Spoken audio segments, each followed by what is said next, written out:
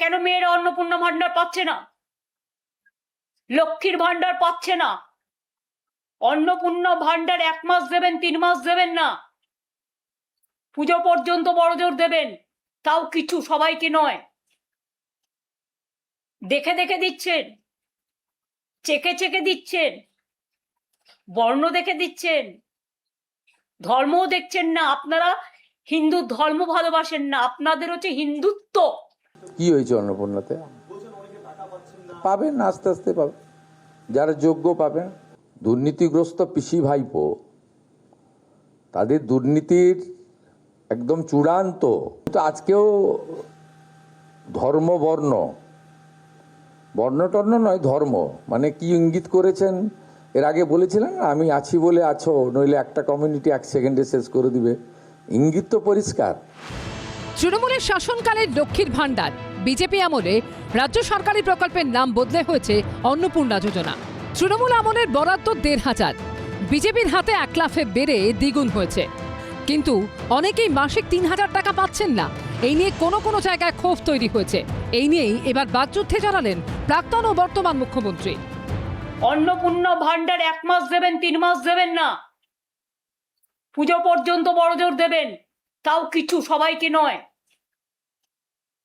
দেখে দেখে দিচ্ছেন, চেকে চেকে দিচ্ছেন, বর্ণ দেখে দিচ্ছেন, ধর্মও দেখছেন না। আপনারা হিন্দু ধর্ম ভালোবাসেন না, আপনাদের হচ্ছে হিন্দুত্ব।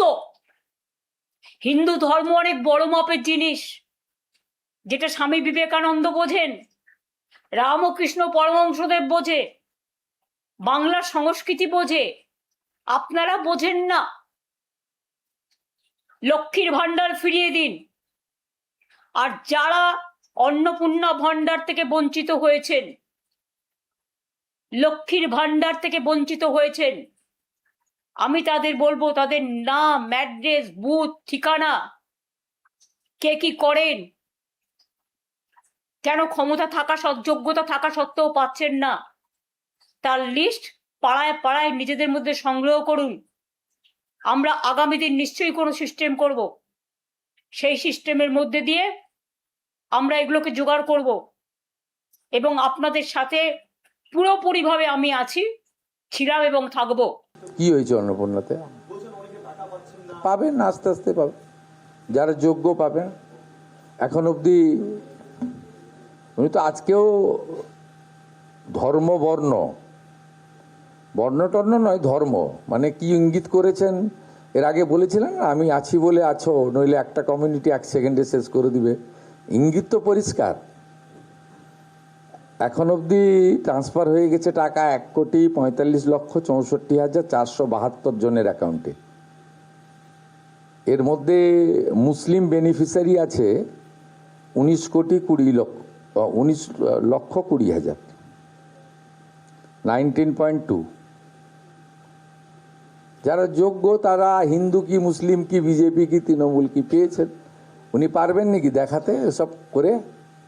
আমি শুধু নন্দীগ্রামের একটা গ্রামের কথা বলবো, 86% হিন্দু বাস করে, হরিপুর গ্রাম পঞ্চায়েতের। 2 জন হিন্দুকে দিয়েছিলেন আবাসের বাড়ি। উনি নাকি বলছিলেন যে বিজেপি তো সবাইকে দিবে বলেছিল। তা যোগ্য অযোগ্য তো সব কিছুতেই থাকে। উনি তাহলে 25 থেকে 60 করেছিলেন কেন? ওনার যদি সকলকে দেওয়ার ইচ্ছা ছিল, তা উনি তো বলতেন সব মহিলারাই পাবে। উনি নিয়ম করেননি। 25 অন্নপূর্ণা ভান্ডার নিয়ে প্রাক্তন মুখ্যমন্ত্রী ও বর্তমান মুখ্যমন্ত্রীর লড়াই আরও এগিয়েছে। এটা তো সত্যি, নির্বাচনের আগে যখন বিজেপির কর্মীরা, বিজেপির এজেন্সিরা, যারা তাদের হয়ে টাকা দিয়ে এলাকায় এলাকায় গিয়ে মা বোনেদের কাছে ফর্ম ফিল আপ করেছিলেন এবং প্রতিশ্রুতি দিয়েছিলেন বিজেপি জিতলে, ক্ষমতায় আসলে তাদের অন্নপূর্ণা ভান্ডার দেবেন, তখন কিন্তু কোনো কারণ লেখা ছিল না, কোনো শর্ত আরোপ ছিল না। যতদূর আমি দেখেছি, মানুষকে প্রতারিত করা হয়েছিল। আমি বারবার বলতাম যে কথা আজও বলছি, যে আমাদের সরকার থাকলে লক্ষ্মীর ভান্ডার আজীবন চলবে। দেখুন, একটা যে কোনো প্রজেক্ট করতে গেলে টাকার অঙ্কটা আগে, টাকাটা জমা রাখতে হয়। আমরা লক্ষ্মীর ভান্ডার করেছিলাম মা বোনেদের আত্মসম্মান, আত্মমর্যাদা, আত্মনির্ভরশীলতা এবং নিজেদের পায়ে দাঁড়ানোর জন্য। পার্টিকুলার কারোর নাম বলবো না, হিরো হবে না। আপনাকে বলেছি তো অনেক কিছু বাকি আছে। তো 110 দিনে সব চাইলে হয় নাকি? ওটা তো একটা বড় কাজ। দুর্নীতিগ্রস্ত পিসি ভাইপো, তাদের দুর্নীতির একদম চূড়ান্ত পর্যায়ে মানুষ তো ভোট দিয়েছে শুধু উন্নয়ন ভাতার জন্য নয়, চোরেদেরকে চরমতম শিক্ষা শাস্তি দেওয়া, তাদের সম্পত্তি বাজেয়াপ্ত করা, সেই বাজেয়াপ্ত করা সম্পত্তি অকশন করা, নিলামে চড়ানো, সেই নিলামের টাকা সরকারি কোষাগারে জমা করানো, এসব অনেকগুলো এজেন্ডা দিয়েছে। তো এত তাড়াহুড়া করছেন কেন? 60 মাসের জন্য তো জিতিয়েছেন, 110 দিন হয়েছে তোমার। ফেসবুকেই থাকুন আপনি বিকালবেলা, আপনাকে রাস্তায় বেরোতে হবে না। রাস্তায় আপনি যাতে না বেরোতে পারেন তার ব্যবস্থা আমি করব। আপনি বাড়ির উপর নিয়ে খেলতে গেছিলেন, গোল খেয়ে বাড়ি এসেছেন। আপনি হালিশহর নিয়ে চেষ্টা করেছিলেন, সেখানেও ডবল গোল খেয়ে বাড়ি এসেছেন। যত কথা কম বলুন, বিশ্রাম করুন, অনেক বয়স হয়েছে। অন্নপূর্ণা যোজনা নিয়ে রাজনৈতিক টানাপোড়েনের মাঝেই তৃণমূল ছাত্র পরিষদের প্রতিষ্ঠা দিবস পালন নিয়েও কালীঘাট তৃণমূল এবং ঋতব্রত তৃণমূলের মধ্যে টানাপোড়েন তুঙ্গে। 21শে জুলাই নিয়ে যে সংঘাত দেখা গিয়েছিল, এবারও সেই একই রকম দ্বন্দ্ব। দুপক্ষই পৌঁছেছে আদালতে, হাইকোর্টে। দুতরফেই মেয়র রোডে গাঁধী মূর্তির পাদদেশে টিএমসিপি প্রতিষ্ঠা দিবস পালনের জন্য অনুমতি চাওয়া হয়েছে। এরই মধ্যে পুলিশের বিরুদ্ধে 28শে আগস্ট অর্থাৎ শুক্রবার তৃণমূল ছাত্র পরিষদের প্রতিষ্ঠা দিবসের কর্মসূচির অনুমতি না দেওয়ার অভিযোগ তুললেন মমতা বন্দ্যোপাধ্যায়।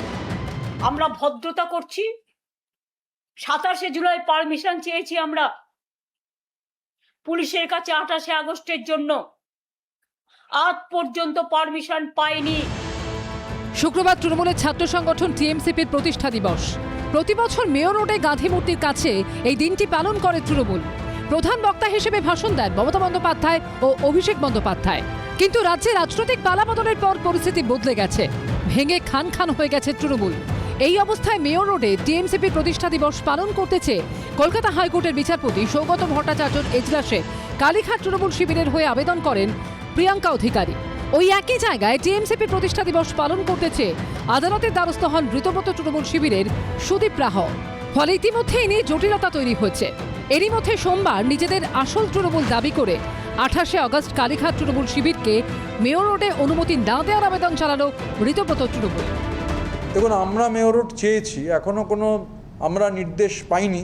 ব্যাপারটা নিয়ে ওনারা হাইকোর্টে গেছেন, আমাদেরও হাইকোর্টে পার্টি করা হয়েছে। তো স্বাভাবিকভাবে ওয়েট করছি অর্ডারের, মানে গায়ের জোরে তো কিছু করা যায় না। তো আমরা চিঠি লিখেছি, প্রশাসনের পারমিশন চেয়েছি, পারমিশনের অপেক্ষা করছি। আমরা মিটিং করতে গেলে আমাদের কোর্টে গিয়ে পারমিশন চাইতে হচ্ছে কেন? ভারতবর্ষে সংবিধান নেই? গণতন্ত্র নেই? কেন আমরা একটা আন্দোলন করতে পারবো না? কেন আমরা একটা মিটিং করতে পারবো না? মঙ্গলবার বিচারপতি সৌগত ভট্টাচার্যের এজলাসে এই তিনটি মামলারই একসঙ্গে শুনানি হওয়ার কথা রয়েছে। তার আগে এই দিন বিজেপির বিরুদ্ধে তাদের কর্মসূচিতে বাধা দেওয়া, ভয় দেখানোর মতো অভিযোগে সুর চড়ান মমতা বন্দ্যোপাধ্যায়। আমরা ভদ্রতা করছি, 27শে জুলাই পারমিশন চেয়েছি আমরা পুলিশের কাছে 28শে আগস্টের জন্য, আজ পর্যন্ত পারমিশন পাইনি। কোনো জায়গায় মিটিং এ পারমিশন দেওয়া হচ্ছে না। ডেকোরেটরকে ভয় দেখানো হচ্ছে, মাইক ম্যানকে ভয় দেখানো হচ্ছে, এমনকি হোটেলে ভাড়া নিলেও হোটেলের মালিককে ভয় দেখানো হচ্ছে। ফেসবুকেই থাকুন আপনি বিকালবেলা, আপনাকে রাস্তায় বেরোতে হবে না। রাস্তায় আপনি যাতে না বেরোতে পারেন তার ব্যবস্থা আমি করব। আপনি বাড়ির উপর নিয়ে খেলতে গেছিলেন, গোল খেয়ে বাড়ি এসেছেন। আপনি হালিশহর নিয়ে চেষ্টা করেছিলেন, সেখানেও ডবল গোল খেয়ে বাড়ি এসেছেন। যত কথা কম বলুন, বিশ্রাম করুন, অনেক বয়স হয়েছে। এরই মধ্যে যাদবপুর কাণ্ডে পুলিশের ভূমিকা নিয়ে প্রশ্নের শেষ নেই। বুধবার মধ্যরাতে লজ্জার এই ছবি দেখেছিল ঐতিহ্যের যাদবপুর বিশ্ববিদ্যালয়। ক্যাম্পাসে ঢুকে বহিরাগতদের তাণ্ডব, পতাকা, ফেস্টুন, ব্যানার ছেঁড়া, আগুন ধরানোর মতো ভয়াবহ ছবি সামনে এসেছিল। তারপর কেটে গেছে প্রায় পাঁচটা দিন, কিন্তু যাদবপুর বিশ্ববিদ্যালয়ের তাণ্ডবের ঘটনায় এখনো কাউকে গ্রেফতার করতে পারেনি পুলিশ। সূত্রের খবর, এ নিয়ে এখনো পর্যন্ত কাউকে ডেকে জিজ্ঞাসাবাদও করা হয়নি। সোমবার পুলিশ জানিয়েছে যে এদিন যাদবপুর বিশ্ববিদ্যালয়ের ক্যাম্পাসে যান তদন্তকারীরা। খতিয়ে দেখা হয় ঘটনাস্থল। কোন কোন ক্লোজ সার্কিট ক্যামেরায় তাণ্ডবের ভিডিও ধরা পড়েছে সেগুলি চিহ্নিত করা হয়। পাশাপাশি সেই সিসিটিভি ফুটেজ বিশ্ববিদ্যালয় কর্তৃপক্ষকে দেওয়ার জন্য লিখিত দেওয়া হয়েছে পুলিশের তরফে। অ্যাকশনের ব্যাপারটা তো গোটাটাই পুলিশের পক্ষ থেকে, পুলিশ আমাদের কাছে পাঠিয়েছে আর কি, চিঠি পাঠিয়েছে যে আমাদের তরফ থেকে যেসব সাহায্যগুলো করার সেই সাহায্যগুলো আমরা করব। মানে সাহায্য মানে হচ্ছে সমস্ত এভিডেন্স, তারপর হচ্ছে ক্যামেরা ফুটেজ, তো সেগুলো আমরা দেব সমস্ত হচ্ছে পুলিশকে আমরা জাস্ট হচ্ছে প্রোভাইড করবো। টোটাল বোধহয় আমাদের 67 আর 68 জাস্ট ক্যামেরা। দেশের প্রথম সারির শিক্ষা প্রতিষ্ঠানগুলোর অন্যতম যাদবপুর বিশ্ববিদ্যালয়, 5 তারা ইউনিভার্সিটি। এই যাদবপুর বিশ্ববিদ্যালয়ে পড়াশোনা করার স্বপ্ন দেখে বহু মেধাবী ছাত্রছাত্রী। ঐতিহ্যবাহী এই শিক্ষা প্রতিষ্ঠানই বুধবার রাতে বহিরাগতরা ঢুকে তাণ্ডব চালায়, যার 37 ঘন্টা পর যাদবপুর থানায় অভিযোগ দায়ের করে বিশ্ববিদ্যালয় কর্তৃপক্ষ। জানিয়ে ইতিমধ্যে শুরু হয়েছে বিতর্ক। আমাদের এফআইআর করতে লেট হওয়ার কারণ আমি বলেছি বুধবার রাতের ঘটনা বা বৃহস্পতিবার ভোর রাতের ঘটনা, কিন্তু বৃহস্পতিবার সারাদিন ক্যাম্পাসে যেরকম কন্ডিশন ছিল, আমি প্রভিসি বা রেজিস্ট্রার আমরা কেউই কিন্তু সেদিন মেন বিল্ডিং আসতে পারিনি বিভিন্ন কারণে। তো তার জন্যে এফআইআরটা লঞ্চ করতে দেরি হয়েছে। বৃহস্পতিবার করা উচিত ছিল, বৃহস্পতিবার করা হয়নি, তার বদলে শুক্রবার করা হয়েছে। এবার তারপর শনি রবি, আজকে সোম। শুক্রবার যাদবপুর বিশ্ববিদ্যালয়ের তরফে অভিযোগ করা হয়। তার ভিত্তিতে এফআইআর দায়ের করে যাদবপুর থানার পুলিশ। কিন্তু তারপর প্রায় 3 দিন কেটে গেলেও ক্যাম্পাসে ঢুকে তাণ্ডবের ঘটনায় এখনো কাউকে গ্রেফতার করতে পারেনি পুলিশ, যার ফলে পুলিশের ভূমিকা নিয়ে শুরু থেকেই প্রশ্ন উঠছিল। এরই মধ্যে সামনে আসে বুধবার রাতের তাণ্ডবের এই সিসিটিভি ফুটেজ। তাতে কার্যত পরিষ্কার বোঝা যাচ্ছে বিশ্ববিদ্যালয়ের ক্যাম্পাসে কারা ঢুকছে, কিভাবে তাণ্ডব চালিয়েছে। সেদিনের অনেক ঘটনাই বন্দী হয়েছে ক্যাম্পাসে লাগানো একাধিক ক্লোজ সার্কিট ক্যামেরায়। সোমবার যাদবপুর বিশ্ববিদ্যালয়ে গিয়ে ক্যাম্পাসের এই সিসিটিভি ফুটেজই সংগ্রহ করার কথা ছিল পুলিশের। সূত্রের দাবি, এদিন দুপুরের দিকে সাদা পোশাকে ক্যাম্পাসে যান কয়েকজন পুলিশ কর্মী। পুলিশের তরফে কোনো যোগাযোগ করা হয়েছে আপনাদের সঙ্গে? হ্যাঁ, যোগাযোগ করা হয়েছে, ওনারা আসবেন এবং আজকেই আসবেন। ওনারা যা চাইবেন তা সেই অনুযায়ী আমাদের সাহায্য সহযোগিতা যা প্রয়োজন। কি সহযোগিতা চাইছে? সিসিটিভি ফুটেজটা মোটামুটি বলেছেন, তো সেটা আমরা রেস্টোর করা আছে, সেটা আমরা ওদেরকে হ্যান্ড ওভার করব। সমস্ত ফুটেজ কি আপনারা রেস্টোর করেছেন? আমাদের এমনি 1 মাস রেস্টোর থাকি, ফলত ওনারা যতটুকু চাইবেন ততটুকু আমরা দেব। এই প্রেক্ষাপটে এদিন দোষীদের গ্রেফতারির দাবিতে অরবিন্দ ভবনের সামনে বিক্ষোভ দেখায় এসএফআই সহ একাধিক ছাত্র সংগঠন। দাবি হচ্ছে যে এই যে 11 জনের নামে যে এফআইআর যে হয়েছে এবং আরও যে যারা ইনভলভ ছিল এখনও পর্যন্ত কোনো গ্রেফতার তারা করতে পারেনি। এবং যারা যে ইনভলভমেন্টে যারা আছে তাদের কোনো পদক্ষেপ নিচ্ছে না, এবং বদলে সেখানে আরও বেশি অপপ্রচার করে চালানো হচ্ছে। শুধু সেটা নয়, মানে টিচারদের, প্রফেসরদের নামও তাদের নামে ফেক এফআইআর করার জন্য যে বলছে, যেটা যথেষ্ট মানানসই নয়। আমাদের প্রথম যে আর এটা একটা জিনিস হচ্ছে যে সিসিটিভি ক্যামেরা লাগানো নিয়েও যখন একটা ঝামেলা হয়েছিল, এবার সিসিটিভি ক্যামেরা লাগানোর পরও যখন এরকম ইস্যু হয়েছে, এটা এক। দ্বিতীয় কথা হচ্ছে যে সিকিউরিটি গার্ডের প্রেজেন্স থাকা সত্ত্বেও এতজন মবের থ্রুতে যে ঢুকে কোনো ব্যবস্থা নিতে পারেনি, পুলিশও কিছু করতে পারেনি। যাদবপুর বিশ্ববিদ্যালয়ের ক্যাম্পাসে 55টিরও বেশি ক্লোজ সার্কিট ক্যামেরা রয়েছে। তার মধ্যে একাধিক ক্যামেরায় বুধবার রাতের তাণ্ডবের ছবি ধরা পড়েছে। এই সিসি ক্যামেরা ফুটেজে একেবারে দেখা যাচ্ছে বুধবার দিন রাত্রেবেলা 12টা 38 মিনিট নাগাদ এক দল তারা ঢুকছে এই যে 4 নম্বর গেট, এই 4 নম্বর গেট থেকে একবার ধাক্কা দিয়ে ভেতরে প্রবেশ করে এখানে ঝোলানো যে ব্যানার পোস্টার ছিল সেগুলো ছিঁড়তে তারা ভেতর দিকে প্রবেশ করছে। 4 নম্বর গেট দিয়ে ঢুকেই বহিরাগতরা চলে যায় পিজি সায়েন্স বিল্ডিং এর দিকে। সেই ছবিও ধরা পড়েছে ক্লোজ সার্কিট ক্যামেরায়।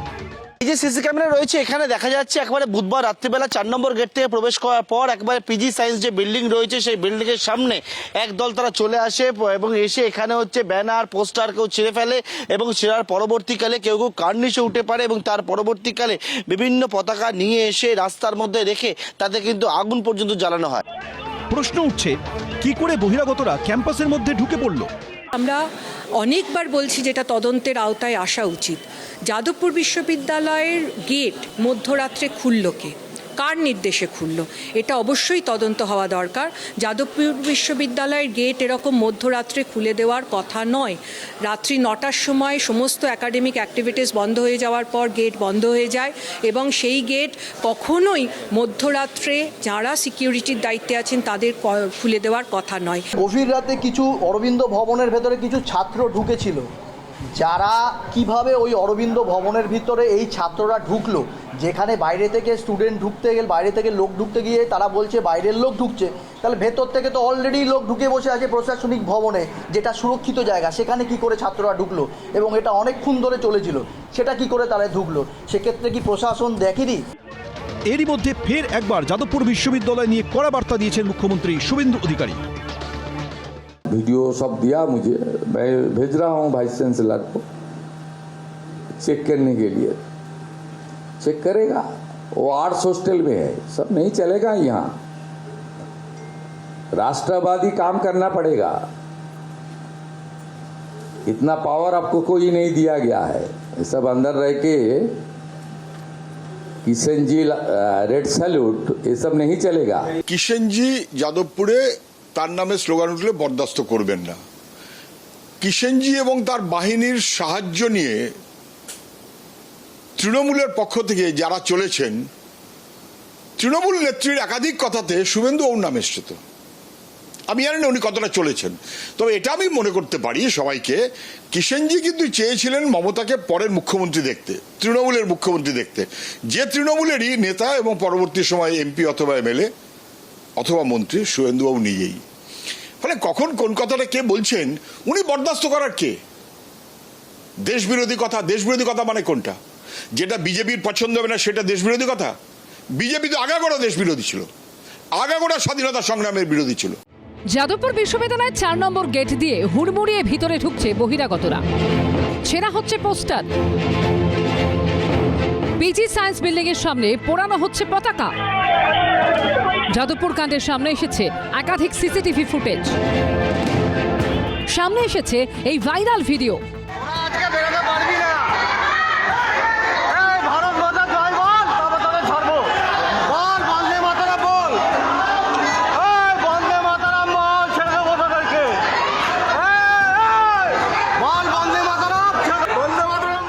এই ঘটনায় সরাসরি অভিযুক্ত আরএসএস এর ছাত্র সংগঠন এবিভিপি। কিন্তু এই ভয়ঙ্কর ঘটনার 37 ঘন্টা পর পূর্ণাঙ্গ তদন্তের আর্জি জানিয়ে থানায় অভিযোগ দায়ের করেছেন উপাচার্য। বুধবার মাঝরাত থেকে সোমবার এতগুলো দিন কেটে গেল, কিন্তু যাদবপুর কাণ্ডে এখনো গ্রেফতারির সংখ্যা শূন্য। এই ইস্যুতে সোমবার সাংবাদিক বৈঠকে একগুচ্ছ প্রশ্ন তুলল সিপিএম এর ছাত্র সংগঠন এসএফআই। আজকের দিনে দাঁড়িয়ে রাতের অন্ধকারে যারা ভাঙচুর চালালো, সিসিটিভি ফুটেজে তাদের দেখা গেল, তাদের গ্রেপ্তার করা হলো না কেন? উত্তর নেই। যাদবপুর বিশ্ববিদ্যালয় একটা এফআইআর করতে কেন 37 ঘন্টা লেগে গেল? 37 ঘন্টা কেন লাগলো? কার চাপে পড়ে পরে আপনি বাধ্য হলেন? আন্দোলনের চাপে পড়ে। কিন্তু পুলিশ প্রশাসন থেকে শুরু করে বর্তমান রাজ্য সরকার যে গুন্ডা দমনের কথা বলছে, এখানে পরিষ্কার দেখা যাচ্ছে যাদবপুর বিশ্ববিদ্যালয়ের মতো বিশ্ববিদ্যালয়ের একজন প্রাক্তন ভিসি বুদ্ধদেব সাউ, তার উপস্থিতিতে এই ঘটনায় এই ভাঙচুর চালানো হলো। আদিত্য মণ্ডল, নীলকণ্ঠ ভট্টাচার্য, শুভব্রত অধিকারী, শুভজিৎ সাহা, এরা কারা? আরএসএস এবিভিপির পেটুয়া বাহিনী। এই বাহিনী সেই দিন যাদবপুরে ঢুকে যাদবপুরের মাটিতে ছাত্রছাত্রীদের খুন করে ফেলার চক্রান্ত করেছে। পশ্চিমবাংলার ছাত্রছাত্রীরা সজাগ আছে। এবিভিপি আরএসএস এর গেরুয়া দুষ্কৃতী বাহিনী যদি কোথাও কোনোভাবে ক্যাম্পাস দখল করতে যায় তাহলে প্রতিরোধ গড়ে উঠবে এবং এই প্রতিরোধের সামনে কোনো এমপি এমএলএ কেও ছাত্রছাত্রীরা ছেড়ে কথা বলবে না। সোমবার দুপুর 3টে শিয়ালদা থেকে কলেজ স্ট্রিট পর্যন্ত মিছিল করে এসএফআই, ডিএসও সহ একাধিক বাম ছাত্র সংগঠন। মামলা করে বামপন্থীদের রোকা যায়নি, যাবে না।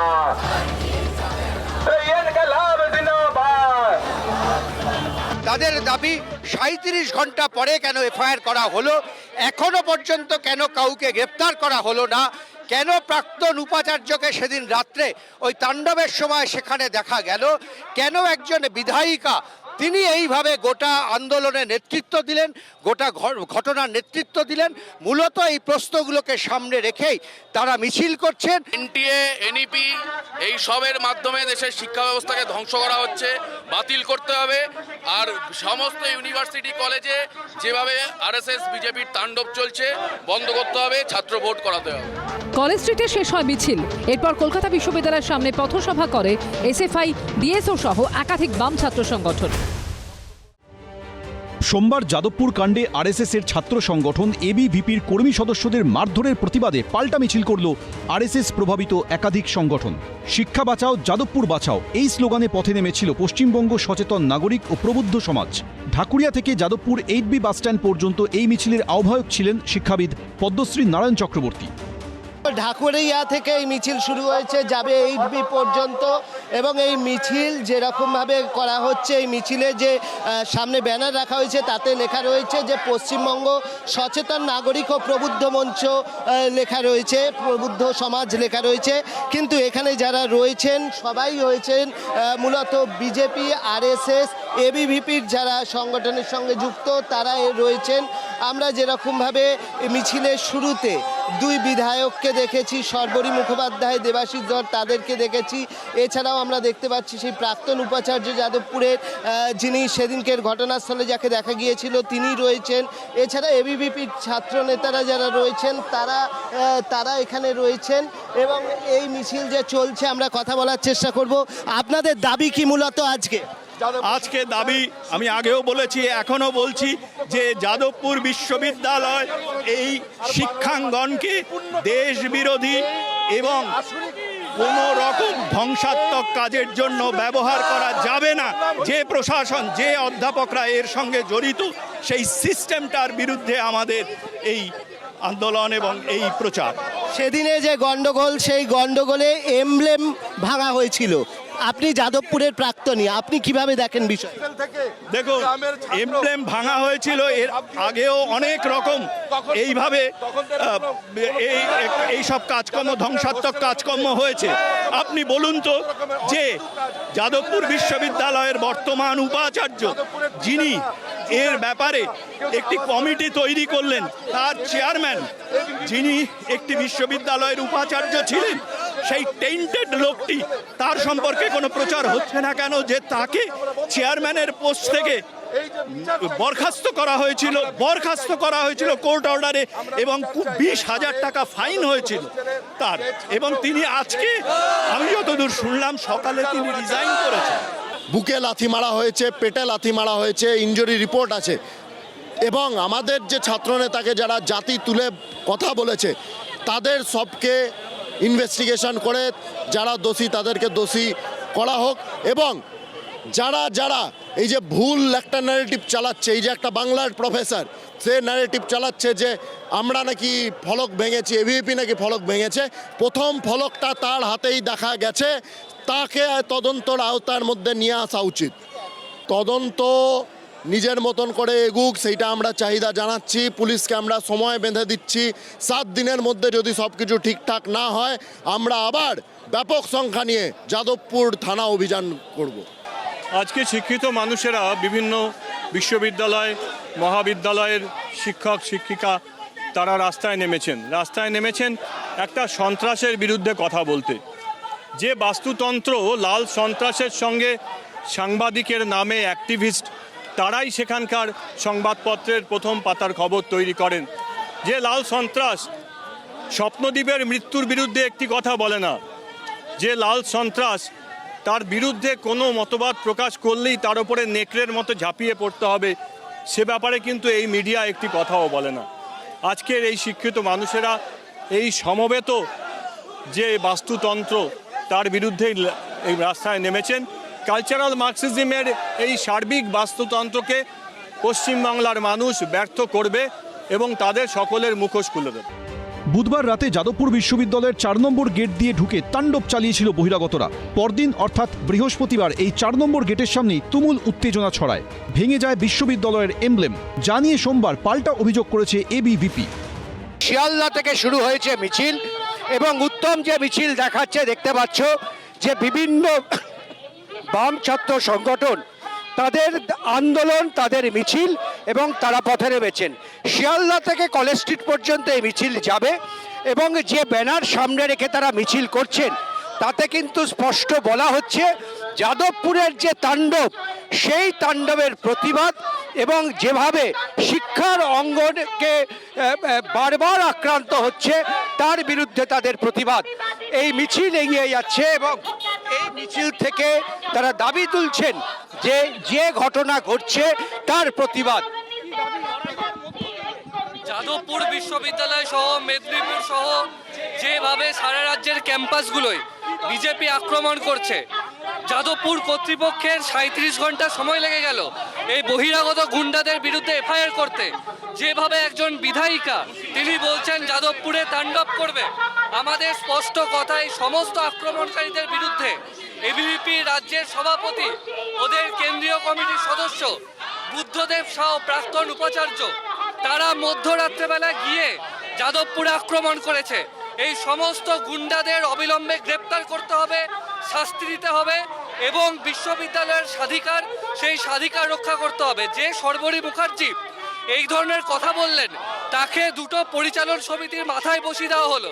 শিক্ষায় এই দলতন্ত্রের বিরুদ্ধে যাদবপুরের দুষ্কৃতীদের গ্রেপ্তারের দাবিতে এই আন্দোলন, এই প্রতিবাদ মিছিল। কেন আপনারা এই অঞ্চলে মিছিল করছেন, কলেজ স্ট্রিট চত্বরে মিছিল? গোটা পশ্চিম বাংলায় প্রতিরোধের যে লড়াই, সেই লড়াই রাস্তায় লড়তে হয়। আমরা রাস্তায় নেমেছি, যাদবপুরের ঘটনার প্রতিবাদ যেমন জানাচ্ছি, শাস্তির দাবি রাখছি, তেমনি বাঁকুড়ায় যে ছাত্রটি স্কুলের পরিকাঠামো নিয়ে কথা বলতে গিয়ে বাবাকে খুন হতে হয়েছে আরএসএস বিজেপির হাতে, তারও প্রতিবাদ রাখছি আমরা। তাদের দৃষ্টান্তমূলক শাস্তির ব্যবস্থা করতে হবে যারা এই অপরাধের সঙ্গে যুক্ত। এর মধ্যেই বুধবার রাতের তাণ্ডব প্রসঙ্গে এক্স হ্যান্ডেলে এই ভিডিওটি পোস্ট করেছে এবিভিপি বঙ্গ। ভিডিওর সঙ্গে এবিভিপি বঙ্গর তরফে পোস্টে লেখা হয়েছে, যাদবপুর বিশ্ববিদ্যালয়ে 19শে অগস্টের ঘটনার পূর্ণাঙ্গ তদন্ত ও জবাবদিহি চাই। যদি 19শে অগস্টের ঘটনা পূর্ব পরিকল্পিত নাই হয়ে থাকে তাহলে রাত 1:30 নাগাদ এত সংখ্যক বহিরাগত নকশাল ক্যাম্পাসে কিভাবে উপস্থিত ছিল? এই প্রশ্নের উত্তর বিশ্ববিদ্যালয় কর্তৃপক্ষকে দিতেই হবে। ক্যাম্পাসে তাদের প্রবেশ ও উপস্থিতির অনুমতি কে দিয়েছিল? রেজিস্ট্রারের ভূমিকা কী ছিল? ছাত্রদের নিরাপত্তা নিশ্চিত না করে তাদের প্রবেশের সুযোগ কেন দেওয়া হলো? ছাত্রদের ওপর হামলার জন্য, নাকি বিশ্ববিদ্যালয়ের সম্পত্তি ও ক্যাম্পাসে ভাঙচুরের জন্য?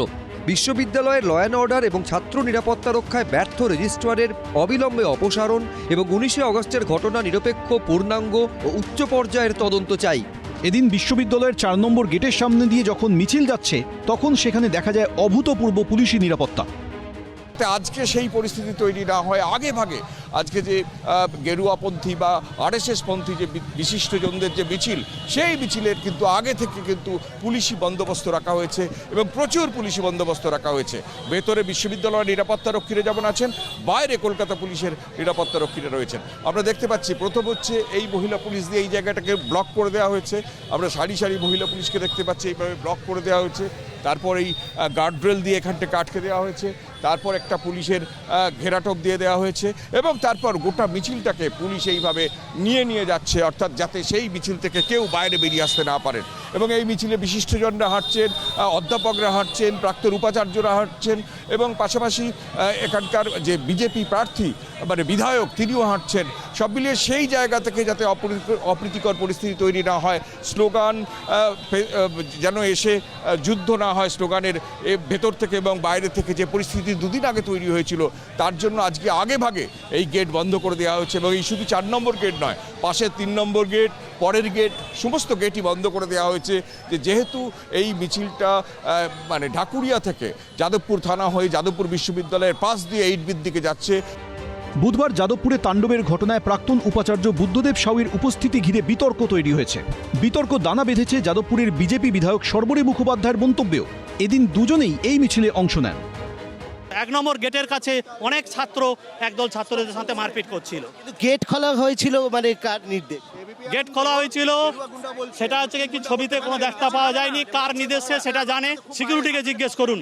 যেটা জুটার পার্থপ্রতিম রায় আমার নাম তুলে দিচ্ছে, এটা আসলে ওনার বিকৃত মস্তিষ্কের পরিচয়, ওনার বিকৃত মস্তিষ্কের পরিচয়। অ্যাকচুয়ালি মনে রাখতে হবে মেন ক্যাম্পাসের ভিতরে প্রথম বর্ষ এবং দ্বিতীয় বর্ষের ছাত্রাবাস আছে। তার কারণ কি, যে কোনো সময় টিচাররা ওখানে গিয়ে যদি কোনো গণ্ডগোল হয় থামাতে পারে। যে কোনো সুস্থ মস্তিষ্কের শিক্ষক ছুটে যাবেন, এবং আমার মস্তিষ্ক সুস্থ ছিল তাই আমি খবর পেয়ে দৌড়ে গিয়েছিলাম। যাদের মস্তিষ্ক সুস্থ নয় তারা যায়নি, তারা বিকৃত মস্তিষ্কের। পরের দিন তারা এই ঘটনা নিয়ে আমাকে মেলাইন করতে শুরু করেছে। ভাইস চ্যান্সেলর তারা নিজ দায়িত্ব পালন করেননি, রেজিস্ট্রার তার নিজ দায়িত্ব পালন করেননি, উল্টে রেজিস্ট্রার পরের দিন এই ফুটেজ বাইরে বার করে দিয়েছে আইনের বাইরে গিয়ে। সেটা হচ্ছে প্রাক্তন উপাচার্য, লাস্ট প্রশ্ন, এমব্লেম ভাঙার ঘটনাটা কিভাবে দেখ? এমলেন ভাগার ঘটনার ফুটেজ আমি কোথাও দেখতে পাইনি, সেটা তদন্ত সাপেক্ষ। রাষ্ট্রবাদ জিন্দাবাদ, দেশ বিরোধী শক্তি মুর্দাবাদ মুর্দাবাদ, দেশ বিরোধী শক্তি, জাতীয়তাবাদ বিরোধী শক্তি মুর্দাবাদ মুর্দাবাদ। ঋষি অরবিন্দের সৃষ্টি যাদবপুর বিশ্ববিদ্যালয়ের দেয়ালগুলো ভরে দাও, ঋষি অরবিন্দের বাণীতে ভরে দাও, ঋষি অরবিন্দের বাণীতে যাদবপুর বিশ্ববিদ্যালয়ের সমস্ত দেয়াল ভরে দাও। তিনি যে ভাষায় কথা বলেছেন, যে ধরনের আচরণ করেছেন, গুন্ডা কারা তা গোটা পশ্চিম বাংলার মানুষ জানতে পেরেছে। রাতের অন্ধকারে যারা ভাঙচুর চালালো, সিসিটিভি ফুটেজে তাদের দেখা গেল, তাদের গ্রেপ্তার করা হলো না কেন?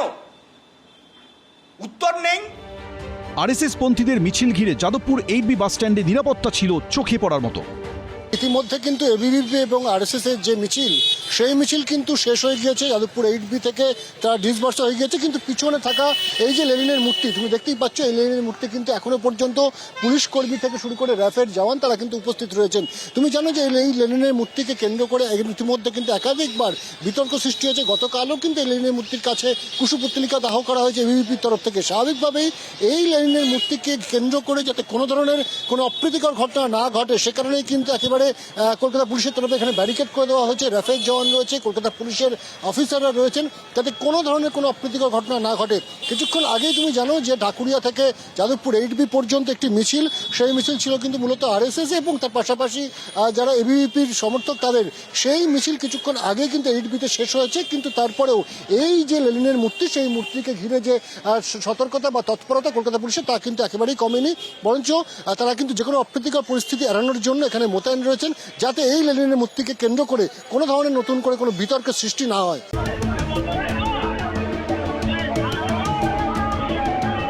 5 দিন পরও টানাপোড়েনের কেন্দ্রে যাদবপুর বিশ্ববিদ্যালয়। অভিযোগ পাল্টা অভিযোগ, দাবি পাল্টা দাবি, মিছিল পাল্টা মিছিল ঘিরে ঘটনার পর পঞ্চম দিনেও পারদ রয়েছে সপ্তমে। এর মধ্যে যাদবপুর কাণ্ড নিয়ে মুখ খুললেন মমতা বন্দ্যোপাধ্যায়। আপনাদের মনে করিয়ে দিই, যাদবপুর ইউনিভার্সিটির এমব্লেমটা পর্যন্ত আপনারা নষ্ট করেছেন, বাইরে থেকে আগুন জ্বালিয়েছেন এবং বলছেন ছাড়বো না। সার্জিক্যাল স্ট্রাইক চলছে, তো দরকার হলে পুরো সার্জিক্যাল স্ট্রাইক হবে। কোনো দেশদ্রোহী আর সমাজ বিরোধীকে আমরা ওই রকম শিক্ষাঙ্গনে দাদাগিরি করতে দেবো না, তো সংঘর্ষ হবেই। যাদবপুর বিশ্ববিদ্যালয়ের তাণ্ডবের সমালোচনা করতে গিয়ে নিজের জমানার কথাও টেনে এনেছেন মমতা বন্দ্যোপাধ্যায়। আমার সাথে মতপার্থক্য থাকতে পারে, কখনো কখনো হয়েছে, কিন্তু আমি কোনোদিন ওদের অশ্রদ্ধা করিনি, কারণ ওরা আমার বন্ধু। ছাত্রছাত্রীরা ওরা যখন অনশন করছিল আমি ওদের কাছে ছুটে গিয়েছিলাম। এই প্রেক্ষিতেই অনেকে পাল্টা মনে করিয়ে দিয়েছেন মুখ্যমন্ত্রী থাকাকালীন এই মমতা বন্দ্যোপাধ্যায় কিভাবে যাদবপুর বিশ্ববিদ্যালয়ের ছাত্রছাত্রীদের আক্রমণ করতেন। আপনাদের উচিত ঘটনাটা একটু বড় করা, মুক্ত করা। আমি যাদবপুর ইউনিভার্সিটি সকলকে খুব সম্মান করি, কিন্তু মনে রাখবেন বড় জিনিস সংকীর্ণ গণ্ডিতে আটকে থাকে না, বড় জিনিসটাকে বড় করে দিতে হয়। বিভিন্ন সময় বিভিন্ন ইস্যুতে বারবার তৎকালীন মুখ্যমন্ত্রী মমতা বন্দ্যোপাধ্যায় নিশানায় পড়েছে যাদবপুর বিশ্ববিদ্যালয়। কি পরিস্থিতি এখনো বদলায়নি, এত খুন করেও বদলায়নি, এত রক্ত নিয়েও বদলায়নি, এরা জীবনে কোনোদিন বদলাবে না, মনে রাখবেন। এখন ক্ষমতাচ্যুত হওয়ার পর মমতা বন্দ্যোপাধ্যায়ের সুর বদলে গেছে। যতক্ষণ মমতা সরকারে ততক্ষণ তো মমতা এই কথা বলেননি। তখন তো যাদবপুরের বিরুদ্ধে রোজ দাগিয়ে দিয়েছেন, কারণ যাদবপুর অসভ্যদেরকে অ্যালাউ করেনি, সেই কারণে ওনার পছন্দ হয়নি, ফলে তখন উনি দাগিয়ে দিয়েছেন। হোক কলরব কেন হলো? উনি কেন বিশ্ববিদ্যালয়ে গিয়ে ইন্টারভেন করলেন? ওনার কথায় কেন বিশ্ববিদ্যালয়ের এদিক ওদিক করতে হলো? অনেক কথা, এসব কি এখন মমতা ব্যানার্জি বলছেন সরকারি দল থেকে বিরোধী দলে আসলে কথাটা বদলে যায়। ঠিক যেমন শুভেন্দুর তখন ছিলেন সরকারি দলে, তখন মমতা যা বলতেন সব ওর ভালো লাগতো, এখন ওর কথা মমতা ভালো লাগবে না, মমতার কথা ওর ভালো লাগবে না। এটা কেবলই শিক্ষা সংস্কৃতির জন্য নয়, প্রতিষ্ঠানকে রক্ষা করার জন্য নয়, প্রতিষ্ঠানকে দখলদারি করার জন্য মমতাও যেমন শুভেন্দুও তেমন। সেই কারণে এখন যে যার মতো কথা বলছেন। 2014 সালে যাদবপুর বিশ্ববিদ্যালয়ে ছাত্রদের অবস্থান বিক্ষোভ চলাকালীন মধ্যরাতে নির্বিচারে লাঠিচার্জ করেছিল পুলিশ। মেয়েদের উপর নির্মমভাবে লাঠি ঘুষি চালানো হয়। সেই সময় মুখ্যমন্ত্রী ছিলেন মমতা বন্দ্যোপাধ্যায়। তারপরই হোক কলরব আন্দোলন নাড়িয়ে দিয়েছিল রাজ্য রাজনীতিকে। এরপর 2023 সালে যাদবপুর বিশ্ববিদ্যালয়ের মেন হস্টেলে এক ছাত্রের মৃত্যুতে র্যাগিংয়ের অভিযোগ উঠেছিল। তারপরও যাদবপুর বিশ্ববিদ্যালয়কে নিশানা করেছিলেন মমতা বন্দ্যোপাধ্যায়। ওখানে পুলিশ ঢুকতে দেয় না, সিসিটিভি লাগাতে দেয় না, র্যাগিং করে ছেলে মেয়েদের উপর যাতা, একটা আতঙ্ক পুরো হয়ে গেছে এখন যাদবপুরের মতো গর্বের বিশ্ববিদ্যালয়। আমি দুঃখিত, আমি স্তম্ভিত, আমি মর্মাহত। আমি যার জন্য সব জায়গায় গেলেও যাদবপুরে আমি যেতে চাই না। প্রশ্ন উঠছে, যাদবপুর ক্যাম্পাসে এবারে তাণ্ডবের সমালোচনা করে কি মমতা বন্দ্যোপাধ্যায় অতীত ভুলিয়ে দিতে চাইছেন? আমরা কোনো রকমভাবে কোনো বহিরাগতের এখানে কোনো রকম বিষয়ে কথা শুনতে চাই না, কিন্তু যারা কিনা যাদবপুরেরকে একটা সম্মানের জায়গা থেকে এই রকম জায়গায় নিয়ে এসেছেন, তাদের কাছে বহু কথা বলতে হয়। নেটস্লেটের বাইরে গিয়েও বা জিআরই না দিয়েও কী করে প্রচুর লোক সেখানকার নিজস্ব ব্যবস্থায় জনগণের ট্যাক্সের পয়সায় পিএইচডি করতে পারেন, সেটা নিয়েও দেখার সময় এসেছে। ইত্যাদি বহু কথা বলার জায়গা এই মুহূর্তে যাদবপুরকে নিয়ে তৈরি হয়েছে। মমতা বন্দ্যোপাধ্যায় কি বলছেন সেই নিয়ে বাংলার মানুষ ভাবছেন না, বাংলার মানুষ সেই নিয়ে কোনো আগ্রহ দেখাচ্ছেন না। আমাদেরও সেই জন্য ওনার কোনো অভিযোগ, কোনো কথা নিয়ে কোনো আগ্রহ নেই, কেননা পশ্চিমবঙ্গের মানুষ তাকে 15 বছর সময় দিয়েছিলেন এই ব্যাপারটাকে খতিয়ে দেখার জন্য। যাদবপুর বিশ্ববিদ্যালয়ের এই ছবি ঘিরে যখন উত্তাল রাজনীতি, তখন তারই মধ্যে রাজনীতির ঝড় উঠেছে এই ছবি ঘিরেও। ফুটপাতের মতো বাচ্চা দুধ গরম হবে, মজা পেয়েছে নাকি? স্টোভ চালিয়ে এখানে বাচ্চা দুধ গরম হবে। পার্ক স্ট্রিটে ফুটপাত জবরদখল মুক্ত করতে গিয়ে এক ফুটপাতবাসী মহিলাকে এভাবেই ধমক দিতে দেখা যায় পুরমন্ত্রী অগ্নিমিত্রা পালকে। কলকাতায় বাড়িতে নেই কেন? ফুটপাতে রান্না করছেন কেন? রান্না করছেন বাচ্চা কেন এখানে দুধ গরম করবে? ফুটপাতের মতো বাচ্চা দুধ গরম হবে? মজা পেয়েছে নাকি? স্টোভ চালিয়ে এখানে বাচ্চা দুধ গরম হবে? পার্ক স্ট্রিটে রীতিমতো রেগে গিয়ে ফুটপাতের বাসিন্দা এই মহিলাকে কড়া বার্তা দিতে দেখা যায় পুরমন্ত্রীকে।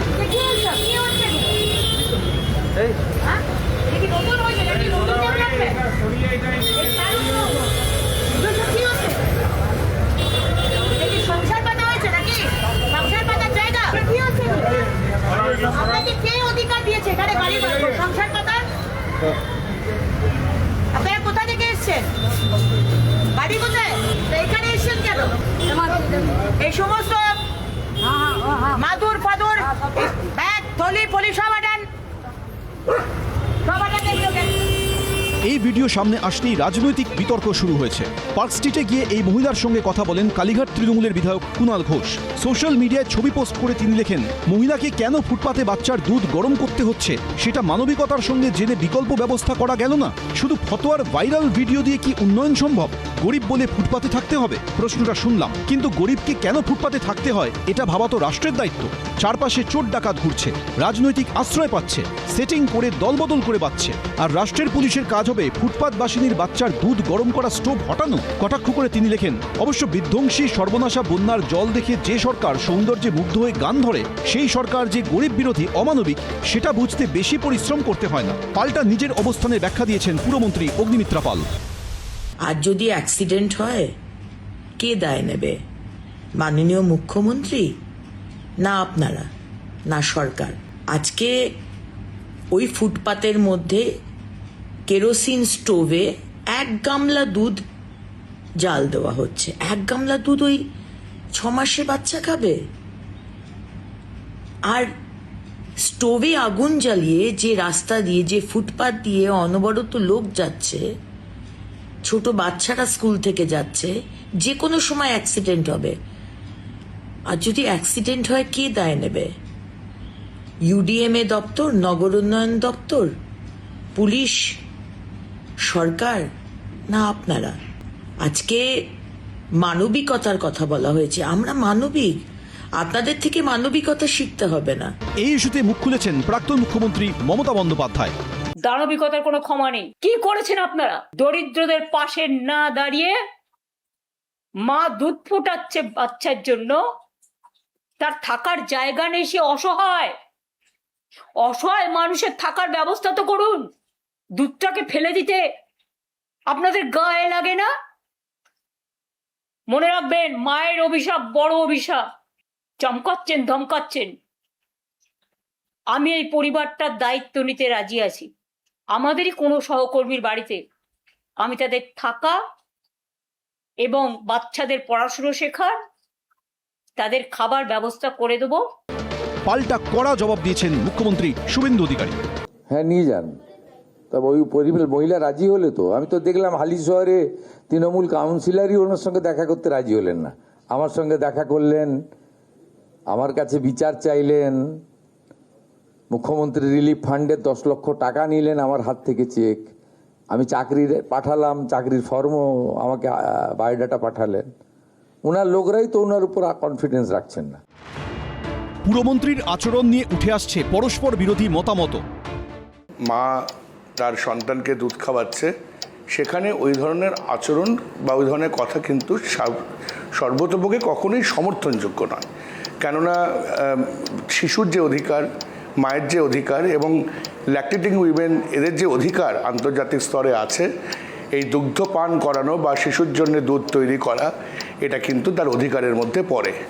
আবার একই সঙ্গে এটা বলা খুব জরুরি যে আমরা যেটা দেখতে পাই যে ফুটপাত মূলত যারা পথচারী তাদের চলার জন্য, এবং আমরা দেখতে পাচ্ছি যে দীর্ঘদিন ধরে প্রায় 75% ওপর রাস্তা দখলদারি করে বসে আছে বিভিন্ন মানুষ।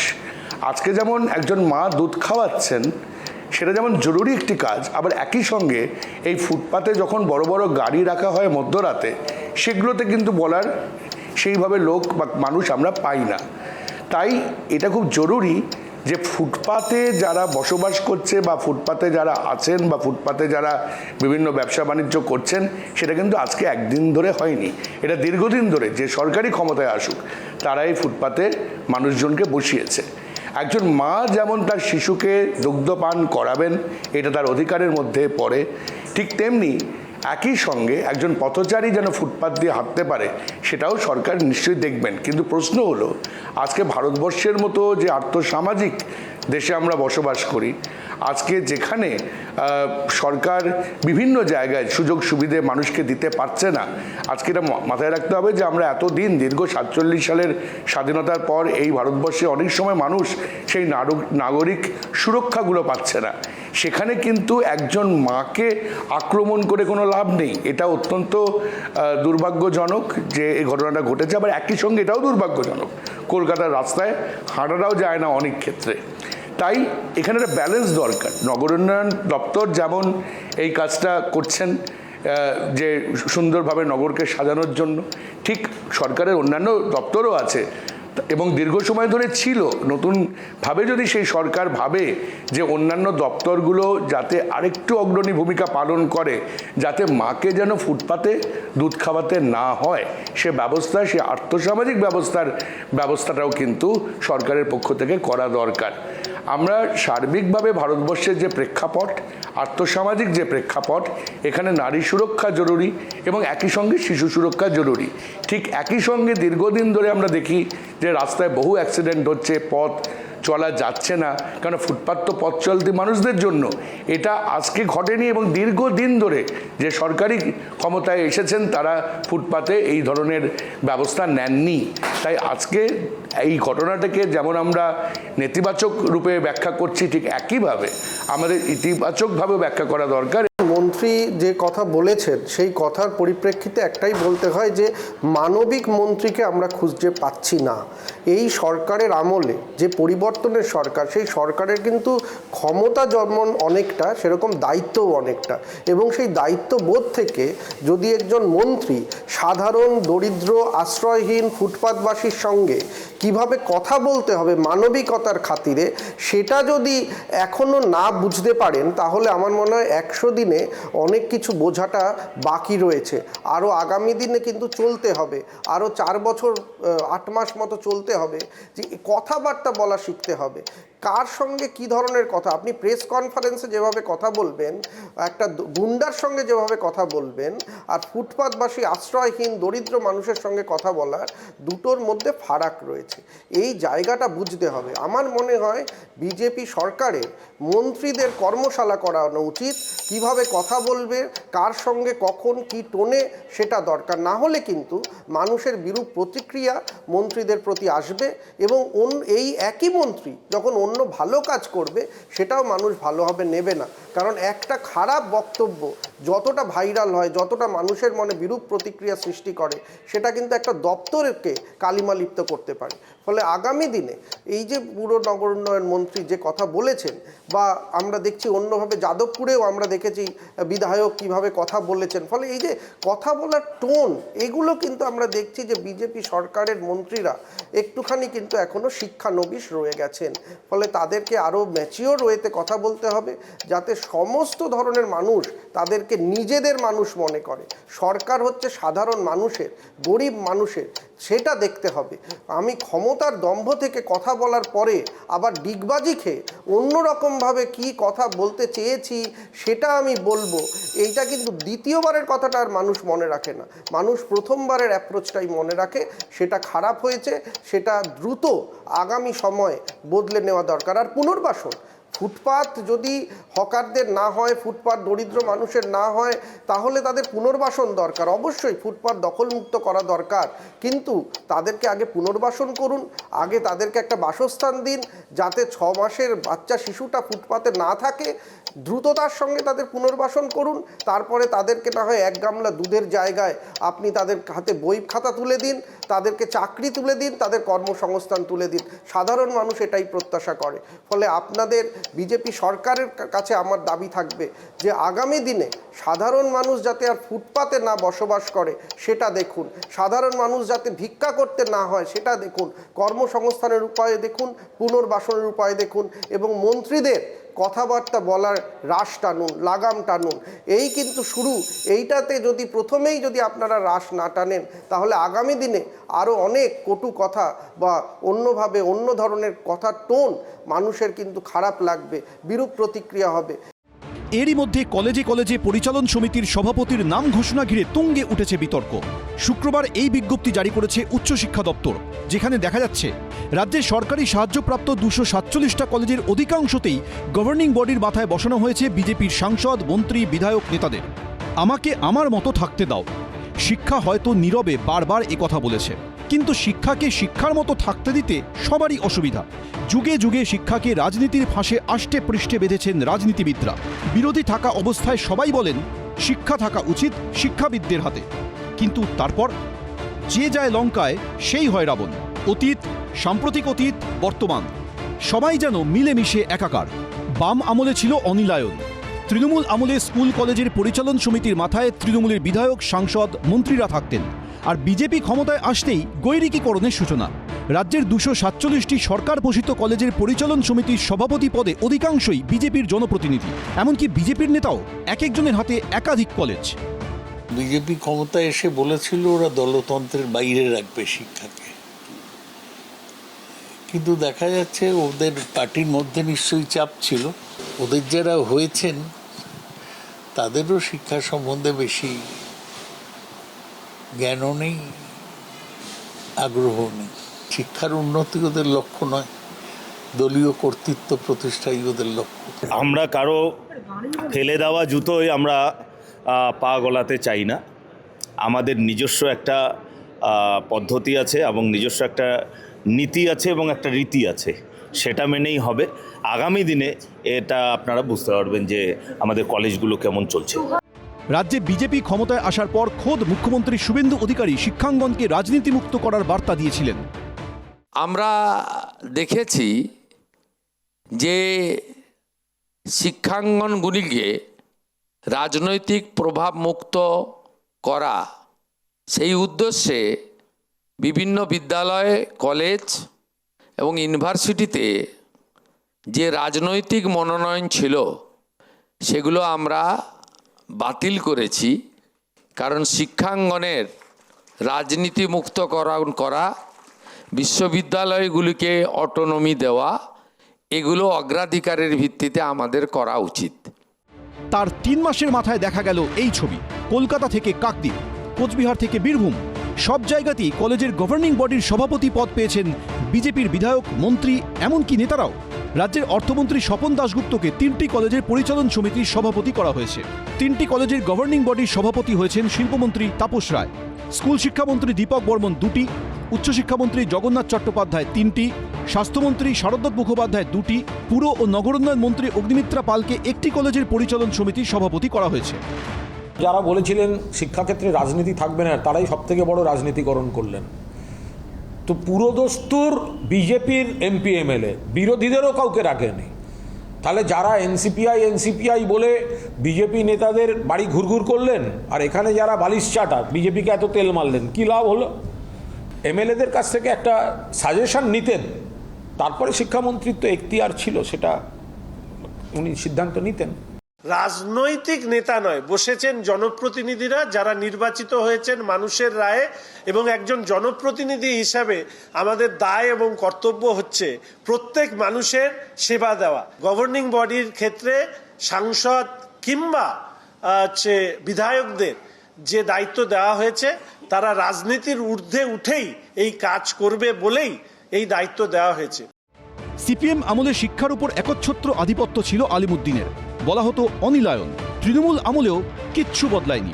স্কুল কলেজের মাথায় সেই নেতা, মন্ত্রী, বিধায়করা। এমনকি তৃণমূল আমলে তো আরাবুল ইসলামের মতো তাজা নেতারা অধ্যাপিকাকে জগ পর্যন্ত ছুড়ে মেরেছিলেন। বামফ্রন্টের সময় স্যার আশুতোষ মুখোপাধ্যায় যে চেয়ারে বসেছিলেন, সেখানে রমেন পোদ্দারকে বসানো হয়েছিল ক্যালকাটা ইউনিভার্সিটির ভাইস চ্যান্সেলর পদে। তখন অনিলায়নের কথা উঠেছিল এই জন্য যে সুরভি বন্দ্যোপাধ্যায় থেকে শুরু করে শুভঙ্কর চক্রবর্তী নানান লোককে তারা ইউনিভার্সিটির ভাইস চ্যান্সেলর, কলেজের প্রিন্সিপাল করেছিলেন, যাদের একমাত্র যোগ্যতা ছিল তারা মার্ক্সবাদী কমিউনিস্ট পার্টির ক্যাডার। তো সেই জায়গা থেকে অনিলায়নের নাম উঠে এসেছিল। তারপরে সিপিএমের 34 বছরের রাজত্বের অবসান হলো, আমাদের সরকার, মামাটি মানুষের সরকার হলো। তখনও অনেকে ওই অভিযোগটা করেছিলেন যে বিভিন্ন শিক্ষা প্রতিষ্ঠানের গভর্নিং বডিতে কেন পলিটিক্যাল যারা নেতা তাদের কেন বসানো হচ্ছে।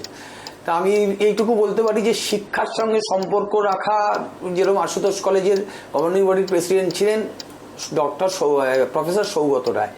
তো সৌগত রায় নিশ্চয়ই শিক্ষা জগতের মানুষ, বা তৃণমূলের সময় যারা ছিলেন, ব্রাত্য বসু শিক্ষামন্ত্রী ছিলেন, তিনিও একজন অধ্যাপক, কলেজের শিক্ষা জগতের সঙ্গে যুক্ত। এখন যেটা বিজেপি এসছে, বিজেপি আসার পর তারা কথা দিয়েছিল যে পশ্চিমবাংলায় শিক্ষাক্ষেত্রে তারা কোনো রাজনীতিকে প্রবেশ করতে দেবে না, শিক্ষাক্ষেত্রেও তারা শিক্ষাবিদ দিয়ে চালাবে। যদি আপনি তুলনামূলক একটা চিত্র করেন তাহলে দেখবেন যে তৃণমূল কংগ্রেসের সময় যারা গভর্নিং বডির প্রেসিডেন্ট হয়েছিলেন আর আজকের যারা গভর্নিং বডির প্রেসিডেন্ট হলেন, তাদের সঙ্গে অনেক পার্থক্য আছে বলে আমি মনে করি। নন্দীগ্রামে যাকে করা হলো গভর্নিং বডির প্রেসিডেন্ট, তার যোগ্যতা হলো তিনি মণ্ডলের সভাপতি, বিজেপির মণ্ডলের সভাপতি। বিভিন্ন আমি জানি না, একজন মন্ত্রী যিনি অর্থমন্ত্রী, যার অর্থ দপ্তরের মতো এরকম দপ্তর, যে দপ্তরের অনেক কাজ, তাকে আশুতোষ কলেজ, যে কলেজে আমি ছাত্র ছিলাম, শ্যামাপ্রসাদ কলেজ আর যোগমায়া দেবী কলেজ, 3টে কলেজের গভর্নিং বডির প্রেসিডেন্ট করা হলো। যিনি স্বাস্থ্যমন্ত্রী, স্বাস্থ্যের এই 4 মাসে যে বেহাল অবস্থা, বিভিন্ন জায়গায় বিভিন্ন ঘটনা ঘটছে, সেখানে দাঁড়িয়ে তাকে করা হলো আরও 2টো কলেজের গভর্নিং বডির প্রেসিডেন্ট। যে পৌরমন্ত্রী, যার সময় যিনি বন্যা পরিস্থিতি দেখে বলছেন যে এইটা নাকি খুব ওনার মনোরম দৃশ্য এবং তিনি সুজলং সুফলং গাইছেন বলছেন, এবং সে বন্যা কবলিত মানুষকে দেখতে গিয়ে যিনি এই মন্তব্য করছেন, তারই জ্ঞান বুদ্ধি আর তাকে করা হচ্ছে কলেজে গভর্নিং বডির প্রেসিডেন্ট। সুতরাং আমি জানি না যে মন্ত্রীরা কত সময় গভর্নিং বডির প্রেসিডেন্ট হিসাবে পরিচালন সমিতির সভাপতির দায়িত্ব পালন করতে পারবেন। বামফ্রন্টের সময় যেটা হয়েছিল, তাদের সময় কলেজে ইউনিভার্সিটির ভাইস চ্যান্সেলর থেকে, কলেজের প্রিন্সিপাল থেকে, স্কুলের হেডমাস্টার থেকে এবং একদম গ্রুপ ডি স্টাফ পর্যন্ত গোটাটাই পলিটিক্যাল অ্যাপয়েন্টমেন্ট হতো, গোটাটাই আলিমুদ্দিন স্ট্রিটের থেকে অ্যাপয়েন্টমেন্ট হতো। তৃণমূল কংগ্রেসের সময় কিন্তু এটা বলতে পারবেন না যে তৃণমূল কংগ্রেসের পার্টি অফিস থেকে অ্যাপয়েন্টমেন্ট দেওয়া হয়েছে। আমি নাম দিই, আজকে আমাদের নামে অনেক সমালোচনা হয়, আমাদের নামে অনেক বিদ্রুপ করা হয়, কিন্তু আপনাকে আমি দেখিয়ে দেবো যে সিপিএম পার্টির যারা হোল টাইমার তাদের সবার স্ত্রীকে শিক্ষা দপ্তর বা ওখানে চাকরি দেওয়া হয়েছিল। আমাদের সময় আমরা চেষ্টা করেছি যতটা পারার একটা নিরপেক্ষতা রাখার, যেটা বিজেপি রাখতে পারলো না, এবং বিজেপি যে ফাঁকা আওয়াজ দিয়েছিল সেই ফাঁকা আওয়াজটা যে আজকে ফাঁকা আওয়াজই ছিল, সেটা আজকে নতুন গভর্নিং বডির রিক্রুটমেন্টের প্রেসিডেন্ট মনোনীতটাকে এটাকে প্রমাণ করে। একেবারে সর্বনাশ করে দিচ্ছেন শিক্ষাকে। কম বয়স ছেলে মেয়ে লেখাপড়া করবে, কলেজ বিশ্ববিদ্যালয়ে তার ভবিষ্যৎ ধ্বংস করছেন। কি করলেন? বলার সময় বললেন কোনো রাজনীতি টাজনীতি চলবে না, সব একদম আমরা ঠিকঠাক মতো করে করব। আর 267টা কলেজের গভর্নিং বডির প্রেসিডেন্ট করলেন বেছে বেছে বিজেপির এমএলএ, যেখানে এমএলএ ঠিক মতো পাওয়া গেল না সেখানে এমপি। ক্রুড, এত ক্রুডলি, এবং সেটা এমনভাবেই করলেন যে হাস্যকর। দেশের শিক্ষামন্ত্রী একটা কলেজের গভর্নিং বডির প্রেসিডেন্ট, দেশের শিক্ষামন্ত্রী, ভাবুন, রাজ্যের শিক্ষামন্ত্রী গভর্নিং বডির প্রেসিডেন্ট, উচ্চশিক্ষামন্ত্রী, রাজ্যের যে উচ্চশিক্ষা নয় সাধারণ শিক্ষা সেই মন্ত্রী স্কুলের প্রেসিডেন্ট করুন, প্রাইমারি স্কুলের প্রেসিডেন্ট করুন, তিনিও আবার কলেজের প্রেসিডেন্ট। ফলে নেতা মন্ত্রী সহ এই সবাই কলেজের দখলদারি চাই। আমার কথায় সব চলতে হবে। যদি এমএলএ এমপি না পাওয়া যায়, প্রাক্তন এমএলএ কে নিয়ে এসো। সে প্রাক্তন তৃণমূলের এমএলএ কিন্তু বর্তমানে বিজেপিতে এসেছে, এখন সে এমএলএ নয়, তাকে নিয়ে এসো। যদি সেটাও না পাওয়া যায় তাহলে মণ্ডলের সভাপতি ল্যাজ ধরে টানাটানি করো, কাকে কোথায় নিয়ে এসে বসিয়ে কলেজের দখলদারি করা যায়, এটা কমপ্লিট দখলদারি। এটা আমরা দেখেছিলাম বিশ্ববিদ্যালয়ে ভাইস চ্যান্সেলর, তখন তৃণমূল এবং বিজেপি দুয়ে মিলিয়ে, কেউ রাজ্যপাল আর কেউ মুখ্যমন্ত্রী, দুজনকে সামনে রেখে যেভাবে চলছিলেন তাতে পরিষ্কার হয়ে গেছিল যে বিশ্ববিদ্যালয়গুলোকে পর্যন্ত দখলদারি, এখনো তার প্রভাব বিভিন্ন জায়গাতে পড়ছে, না বুঝবার কোনো কারণ নেই। ফলে সব মিলিয়ে যা চলছে, যারা বলেন যে আচ্ছা বাম আমলে তো সব ইত্যাদি ইত্যাদি কলেজ শিক্ষা, ভুল। আমি বলছি 100% ভুল। ভালো করে খোঁজ করুন, একান্ত ব্যতিক্রম থাকতে পারে, কিন্তু বাম আমলে কলেজে শুরুর সময় কলেজ তৈরি করছে মানুষকে সঙ্গে নিয়ে, টাকা জোগাড় করে, চারদিকে প্রচার করে, ছাত্র জোগাড় করে, শুরুতে যারা অর্গানাইজ করছেন অবশ্যই তারা হয়তো বামপন্থী নেতা, কিন্তু তারপর সেই কলেজ সরকারকে দিয়েছেন এবং সাধারণভাবে সরকারি পদ্ধতি অনুযায়ী হয়েছে, যেখানে শিক্ষাবিদরা তার সামনে থেকেছেন। আর এখানে কমপ্লিটলি উল্টো, দিমাগি নকশাল বলছেন প্রধানমন্ত্রী, মানে ইন্টেলেকচুয়ালদের ওদের ভয়, যদি চেতনাটা মাথায় থাকে তাদের ভয়। ফলে কলেজ বিশ্ববিদ্যালয় ধ্বংস করো, লেখাপড়া শিক্ষাওয়ালা লোক তাদেরকে বাতিল করো, তার জায়গাতে মণ্ডল দিয়ে এসো। শিক্ষা, সংস্কৃতি, ভবিষ্যৎ ধ্বংস করার খেলাতে যে বিজেপি আছে, তৃণমূলের চাইতে প্রবলভাবে আছে, এটা আরো একবার স্পষ্ট এবং প্রমাণিত হলো। এখন দেখা যাচ্ছে বিজেপি ক্ষমতায় আসার পরও সেই একই ছবি। বিজেপি সাংসদ ও কেন্দ্রীয় শিক্ষা প্রতিমন্ত্রী সুকান্ত মজুমদার দুটি কলেজের গভর্নিং বডির সভাপতি হয়েছেন। 3টি কলেজের সভাপতি হয়েছেন দার্জিলিংয়ের সাংসদ রাজু বিস্ত, মনোজ টিগ্গা, খগেন মুর্মু, সৌমিত্র খাঁ, জগন্নাথ সরকার, শান্তনু ঠাকুর, জ্যোতির্ময় সিং মাহাতোরা 2টি করে কলেজের দায়িত্ব পেয়েছেন। সচেতনভাবে আমরা রেখেছি এই কারণেই যে বিধায়ককে, নির্বাচিত জনপ্রতিনিধিকে কোনো কলেজের পরিচালন সমিতিতে রাখলে তার রাজনীতিকরণ হয় না, কারণ ভিতরটা তো পরিচ্ছন্ন নেই। আগামী দিনে কোনো অধ্যাপিকাকে কেউ জলের জগ ছুঁড়ে যাতে না মারে, সেটাকে আটকানোর জন্যই রাখা হয়েছে ভিতরে বিধায়ক সাংসদদের। কিন্তু বিজেপির এই ব্যাখ্যা কি গ্রহণযোগ্য? রাজনীতি বা প্রশাসনের জায়গায় যেটা হওয়া উচিত আর যেটা হয় এর মধ্যে একটা লড়াই লাগে। ফলে যে খবরটা আমরা শুনলাম যে পশ্চিমবাংলার অনেকগুলো কলেজে মন্ত্রী এবং বিধায়কেরা, বলা বাহুল্য শাসক দলের, তারা সব পরিচালন সমিতির সভাপতি হয়েছে, এই খবরটা আমরা খুব অবাক হইনি। কারণ এটা ওই যা হয় যে শাসক দল সবসময় শিক্ষার ক্ষেত্রে, যেটা খুব গুরুত্বপূর্ণ ক্ষেত্র, সেখানে নিজেদের প্রভাব বিস্তার করবার চেষ্টা করেন। এবং এটা মনে হয় এই বিজেপি যেহেতু একটা নেতিবাচক ভোট থেকে, নির্বাচন থেকে ক্ষমতা এসেছে তাতে কোনো ভুল নেই, জনসাধারণের ভোটেই তারা ক্ষমতা এসেছে, কিন্তু তারা একটু আত্মবিশ্বাসের অভাবে ভুগছে।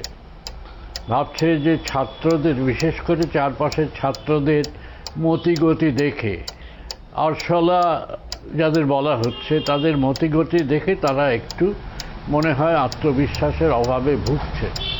তার ফলে কলেজ, বিশেষ করে প্রাপ্তবয়স্ক যেসব ছাত্রী, তাদের প্রভাবিত করবার একটা প্রচ্ছন্ন লক্ষ্য থেকে কলেজ পরিচালন সমিতিতে তাদের নিজেদের লোক তারা বসিয়েছে। এখন তাদের শিক্ষাগত যোগ্যতার ব্যাপার আমি জানি না, হতেই পারে তারা সবাই খুব যোগ্য, সকলেই উচ্চশিক্ষার ব্যাপারে খুব আগ্রহী, এবং এটাও ঠিক যে ক্ষমতাসীন লোকেরা যদি কলেজের পরিচালন সমিতিতে থাকেন তাহলে অনেক সময় কলেজের নানা রকম সুযোগ সুবিধে, গ্র্যান্ট, এগুলো পেতে সুবিধে হয়, এটা ভুল নেই।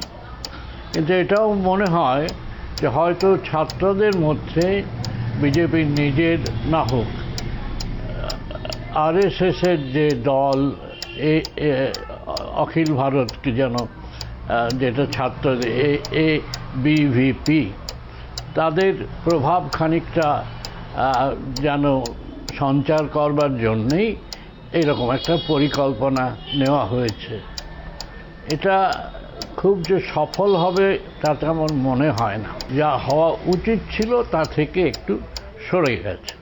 যা হওয়া উচিত ছিল, হয়তো যারা সত্যি সত্যি শিক্ষাবিদ তাদের ডেকে কলেজের পরিচালন সমিতিতে মানে প্রধান জায়গাটা দেওয়া উচিত ছিল। কিন্তু এও ঠিক, শিক্ষাবিদদের তো নিজেদের কোনো ক্ষমতা নেই, কলেজের মানুষেরা ভাববেন যে এদের দিয়ে কী হবে, কাজে এরকম একটা ব্যবস্থা নেবার কথা ভেবেছেন। আমি এইভাবে দেখছি যে হয়তো এইভাবে নিজেদের প্রভাব আর একটু বাড়াবার পরিকল্পনা এটা। শুধু মন্ত্রী, সাংসদ, বিধায়কই নন, পূর্ব মেদিনীপুরের ময়না কলেজে পরিচালন সমিতির সভাপতি করা হয়েছে প্রাক্তন তৃণমূল বিধায়ক সংগ্রাম দলুইকে, যিনি বিধানসভা ভোটের আগে বিজেপিতে যোগ দিয়েছিলেন। নন্দীগ্রামে আবার কলেজ পরিচালন সমিতির সভাপতি করা হয়েছে বিজেপির মণ্ডল সভাপতিকে। পূর্ব মেদিনীপুরের সীতানন্দ কলেজ ও স্বর্ণময়ী যোগেন্দ্রনাথ মহাবিদ্যালয়, এই দুই কলেজের গভর্নিং বডির সভাপতির দায়িত্ব দেওয়া হয়েছে সুদীপ দাসকে, যিনি বিজেপির নন্দীগ্রাম 2 নম্বর মণ্ডলের সভাপতি। তৃণমূল কংগ্রেস এবং তার আগে CPM এর আমলে পশ্চিম বাংলার শিক্ষা ব্যবস্থা বিধ্বস্ত হয়ে গিয়েছিল। শিক্ষা ব্যবস্থা বলে কিছু ছিল না, শুধু শিক্ষাক্ষেত্রে দলবাজি, রাজনীতি, মারপিট, হানাহানি, এই ছিল CPM আর তৃণমূল কংগ্রেসের জামানায় শিক্ষাক্ষেত্রের অবস্থা।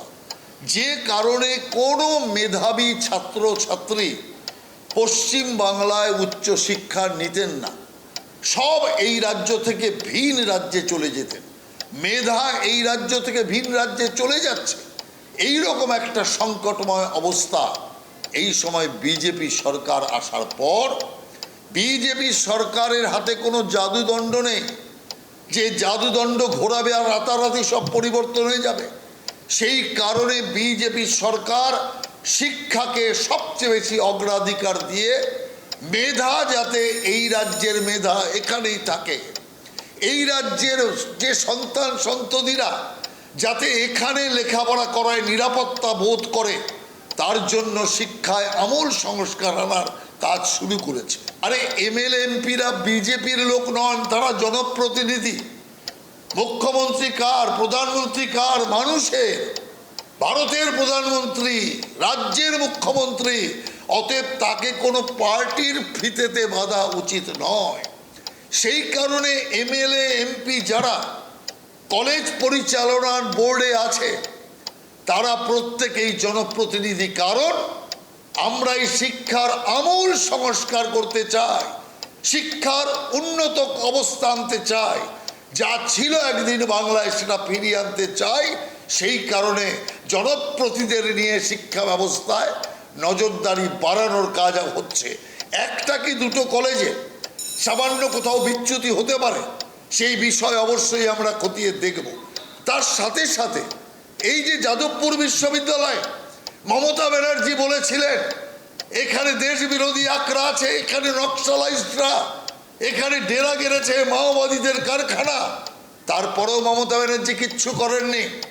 তলায় তলায় মাওবাদীদের সাথে হাত করে, নকশালাইজড আর বামপন্থীদের সাথে হাতে হাত মিলিয়ে কোনো ব্যবস্থা গ্রহণ করেনি।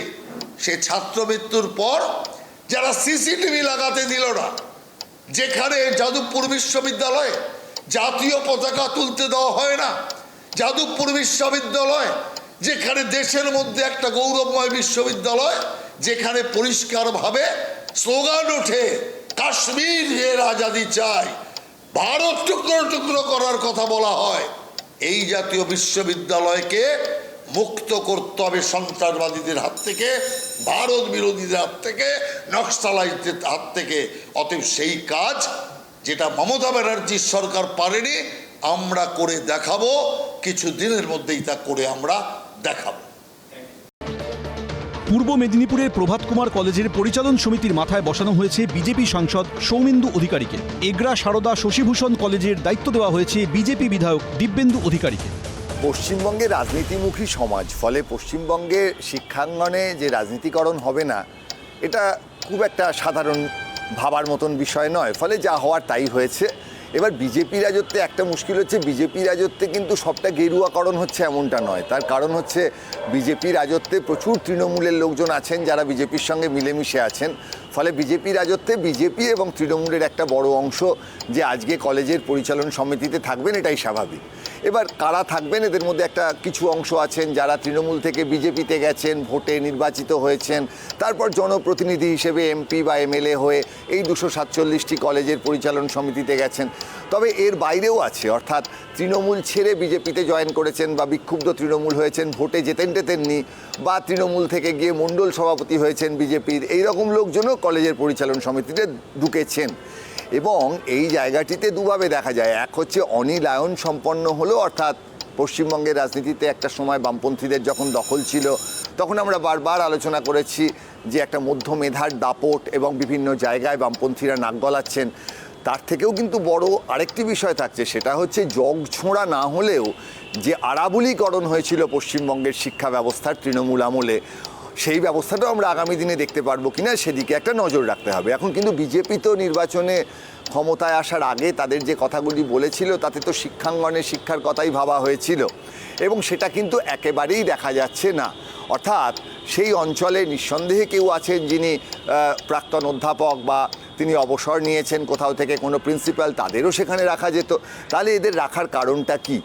তার মানে যে বিষয়টি হচ্ছে যে পশ্চিমবঙ্গের রাজনীতিতে শাসকের যে চরিত্র সিপিআইএমের নেতৃত্বাধীন বামফ্রন্ট আমলে আমরা দেখেছি, যে চরিত্র তৃণমূলে দীর্ঘ সময় আমরা দেখেছি, সেই একই চরিত্র যে বিজেপি বজায় রাখছে, এবং সেইটা যে শাসকের যে একটা নিয়ন্ত্রণ থাকবে গোটা শিক্ষা ব্যবস্থার প্রতি, সেটা কিন্তু তারা পরিষ্কার বুঝিয়ে দিচ্ছেন। এবং বামফ্রন্ট আমলের তুলনায় কিন্তু দিনে দিনে তৃণমূল আমলে যেমন অবনতির ধারাটা অনেকটা বেড়েছে, বিজেপি তো সদ্য ক্ষমতায় এসছে, ফলে কয়েক বছর রাজত্ব না করলে ঠিক কতটা নামছে পশ্চিমবঙ্গের শিক্ষা ব্যবস্থা এটা বোঝা খুব শক্ত। এবার সব মিলিয়ে তাহলে কি হচ্ছে, সেটা হচ্ছে যে বিজেপি সরকার আসার 100 দিন সম্পন্ন হয়েছে, এবং সত্যিই তো কিছু কিছু কাজ তারা করার যে একদম চেষ্টা করছেন না এমন নয়। নয়। যেমন আমরা বলতাম তৃণমূল রাজত্বে তো নিম্নবিত্ত মানুষের জন্য কিছু কাজ হয়েছে, রাস্তায় নীল সাদা রং হয়েছে, কোথাও কোথাও ভালো আলো জ্বলেছে। ঠিক একই রকমভাবে বিজেপির কয়েকটি কাজ বাদ দিয়ে বাকিগুলো কিন্তু পশ্চিমবঙ্গের শাসকের যে চরিত্র, অর্থাৎ রাজনীতি থেকে সরে এসে সত্যিকারের সেই জায়গার উন্নয়নের জন্যে যে ভাবনা চিন্তা, সেটা একেবারেই লক্ষ্য করা যাচ্ছে না। এবং পরিষ্কার শিক্ষাঙ্গনে রাজনীতি রাখার যে গোটা বিষয়টি, সেই বিষয়টি একেবারে বারবার করে চোখের সামনে উঠে আসছে।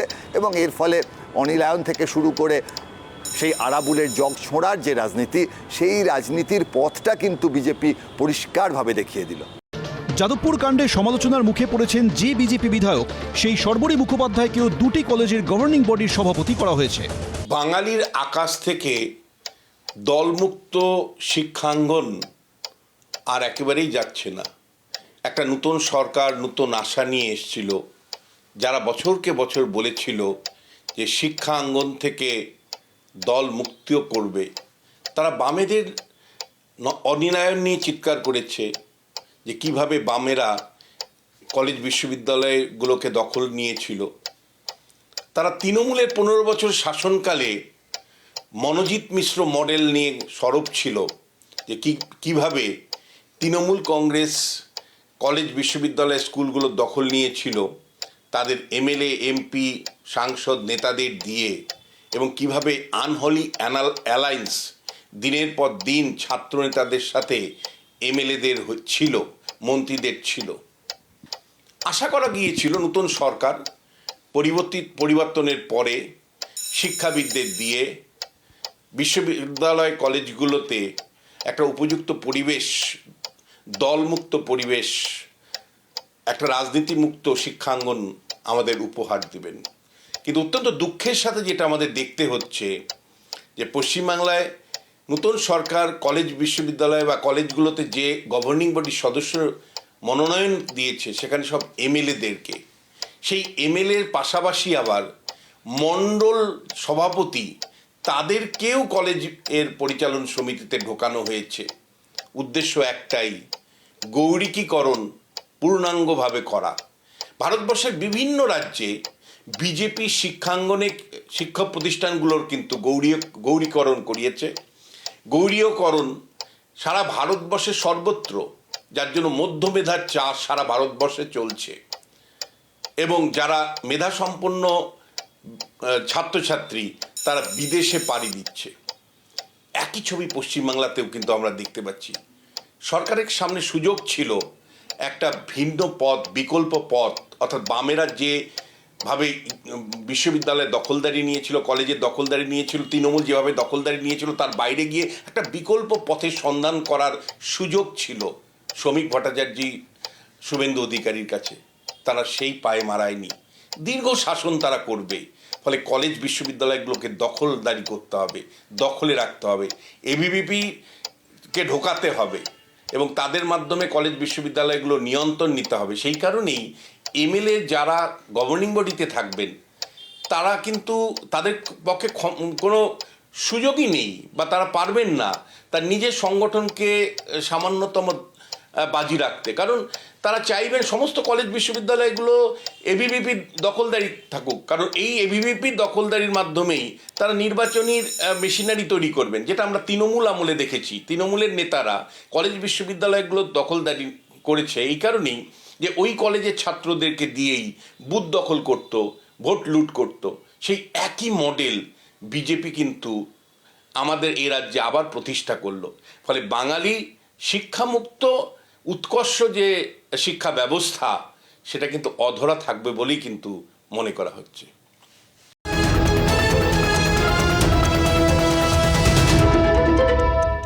এবিপি আনন্দ, এগিয়ে থাকে, এগিয়ে রাখে।